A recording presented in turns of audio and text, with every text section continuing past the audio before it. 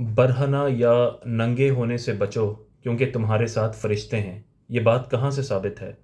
حدیث پاک میں آتا ہے، یہ مشکوٰۃ شریف میں 3115 حدیث کا نمبر ہے، وعن ابن عمر قال قال رسول اللہ صلی اللہ علیہ وسلم ایاکم وتعری فإن معکم من لا یفارقکم الا عند الغائط وحین یفضی الرجل الی اہلہ فاستحیوہم وَأَكْرِمُوهُمْ رواہ ترمذی۔ یہ ترمذی شریف میں حدیث پاک ہے۔ حضرت ابن عمر فرماتے ہیں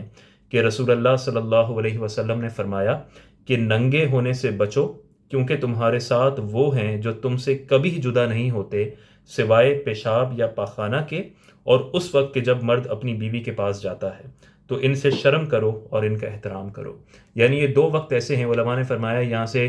غالباً کرامن کاتبین مراد ہیں جو ہر وقت انسان کا عمل لکھتے رہتے ہیں، تو یہ دو وقت ایسے ہیں کہ جس میں وہ جدا ہوتے ہیں لیکن اس کے علاوہ وہ انسان کے ساتھ رہتے ہیں۔ اس لیے اگر انسان برہنہ ہوگا تو وہ